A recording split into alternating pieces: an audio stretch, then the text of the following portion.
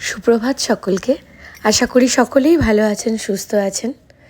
আমি সকাল সকাল একদম রেডি হয়ে বেরিয়ে পড়েছি। এখন সকাল ওই 10টা মতো বাজে। আজকে আমার সকালবেলাতে কলকাতায় ডাক্তারের অ্যাপয়েন্টমেন্ট নেওয়া রয়েছে। তো ফার্স্টে ওখানে যাব। দেখুন গলির রাস্তাটা দিয়ে বেরোচ্ছি, সকালবেলাতে কত সুন্দর টাটকা সব সবজি, ফল, মাছ সমস্ত কিছু বিক্রি হয় না? বাজার দেখলেই আমার মন ভালো হয়ে যায়। আপনারা আমার মতন কে কে বাজার করতে ভালোবাসেন আমাকে কমেন্টে জানাবেন। এই যে দেখুন গলির রাস্তাটা থেকে এবার আমি হাইওয়েটা ধরবো। ওই যে সামনে যে সাইনবোর্ডটা আছে, ওভারব্রিজটা আছে, ওর তলা দিয়ে বেরিয়ে এই যে হাইওয়েটা আমরা ধরে ফেলেছি।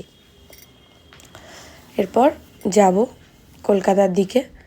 আজকে দুটো কাজ নিয়ে বেরিয়েছি। প্রথমে তো যাব ডক্টরের চেম্বারে, তারপর ওখান থেকে যাব অনেক দিনের আমার একটা ইচ্ছা রয়েছে, মনে সুপ্ত ইচ্ছা। তো ফাইনালি আজকে ইচ্ছে রয়েছে যে সমস্ত কিছু ঠিকঠাক থাকলে সেই ইচ্ছাটাকে আজকে ফুলফিল করব। দেখা যাক কতদূর কী হয়। এই যে আমরা প্রায় অনেকটা রাস্তায় পেরিয়ে এসেছি। আমরা এবার কলকাতায় ঢুকে যাব। এই যে দেখুন একদম আমরা শহরে ঢুকে পড়েছি কলকাতাতে। এই যে হলুদ ট্যাক্সিটা দেখলেই বোঝা যায় যে না, আমরা কলকাতাতেই আছি। এই হলুদ ট্যাক্সি, ট্রাম এগুলো কলকাতার একটা অন্যরকম ঐতিহ্য, তাই না বলুন? আমি প্রায় ডক্টরস চেম্বারের কাছাকাছি চলে এসেছি। আমার চেম্বারটা হলো ডক্টরের কাকুরগাছিতে। তো যাচ্ছি, আর একটুখানি রয়েছে, সামনে একটা মোড় পড়বে, সেই মোড়টা ঘুরলেই ডাক্তারের চেম্বার।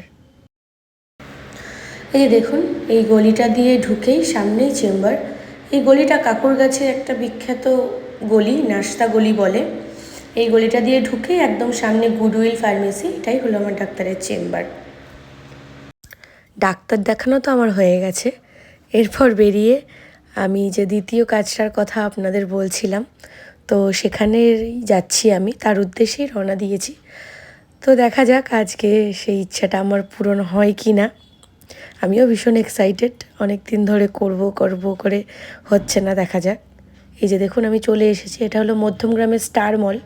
যারা বারাসাত মধ্যমগ্রামের কাছে থাকেন সবাই এটা স্টার মলটাকে চেনেন। ঠিক তার উল্টো দিকে বিমল হেয়ার স্টুডিও বলে একটা স্যালন রয়েছে। ওদের ফেসবুকে ভিডিও, রিলস বিভিন্ন কিছু অনেক দিন ধরে আমার কাছে আসছিল। তো খুব ভালো লাগছিল রিভিউসগুলো দেখে। আমার আজকে চুলটার একটা ব্যবস্থা কিছু আমি করব। এই যে দেখুন চুলটার অবস্থা না ভীষণ খারাপ আর কি। তো উনি আমার চুলটা প্রথমে এখন পরীক্ষা করছেন। পরীক্ষা করে উনি জানাবেন যে কি প্রবলেম রয়েছে, সেই অনুযায়ী কী ট্রিটমেন্ট নেওয়া যায়। দেখা যাক কী হয়। হ্যাঁ, ড্যান্ড্রফের জন্য হেয়ার ফল হয়, ঠিক আছে? ড্যান্ড্রফের জন্য হেয়ার ফলটা হচ্ছে, প্লাস স্ক্যাল্পটা আপনার অয়েল।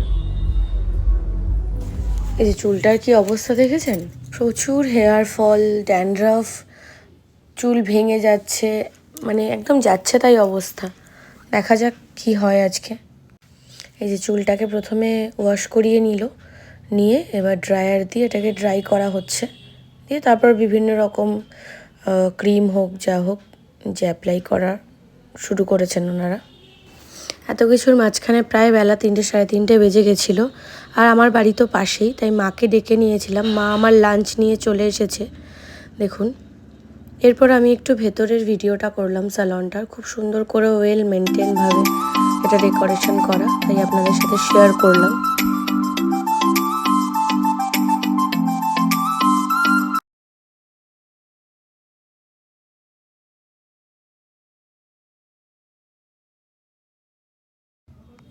বিকেল এখন 5টা মতো বাজে। তো এর মাঝখানে ওনারা আমাকে 1 কাপ কফি দিয়েছিলেন। আমারও বসে বসে থেকে অনেকক্ষণ ধরে একটু ঝিমঝিম লাগছিল। কফিটা খেয়ে আমারও খুবই ভালো লাগছিল, আর সত্যি কফিটা খেতে খুবই ভালো ছিল। এই যে দেখুন চুলের এই ধোয়া ওঠাটা দেখে আমি তো হঠাৎ করে ভয় পেয়ে গেলাম। কিরে বাবা, যে কটা চুল আছে সে কটাও পড়ে যাবে নাকি? তারপর উনি আমাকে বললেন না, এটাও একটা প্রসেস, কিছুই হবে না। তো দেখা যাক কি হয় ফাইনালি লুকটা। এই যে দেখুন আমার তো ভীষণ ভালো লেগেছে আমার ফাইনাল লুকটা দেখে। খুবই সুন্দর করে করেছেন। এই যে সামনে থেকে ভিডিওটা করে আপনাদের একবার দেখাই, পুরো লুকটাই চেঞ্জ লাগছে দেখে। আমি তো ভীষণই স্যাটিসফাইড। আর উনিও সত্যি খুবই যত্ন নিয়ে একদম ধীরে সুস্থে খুবই ভালো করে করেছেন কাজটা। আমার তো ভীষণই ভালো লেগেছে ওনার হাতের কাজ, খুবই যত্ন সহকারে এখানে ওনারা সার্ভিস দিচ্ছেন সকলকে, আমাকে একা নন, আরও যারা যারা এসছেন। এই যে চলুন, দীর্ঘ 6-7 ঘন্টার একটা প্রসেস হলো, দিয়ে এখন প্রায় 8টা বাজে, আমি বাড়ি ফেরার পালা আমার। সেই সকালে আমি বেরিয়েছি।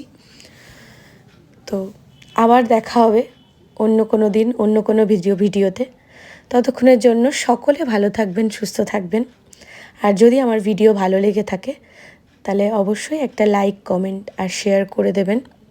ততক্ষণের জন্য সকলকে টাটা।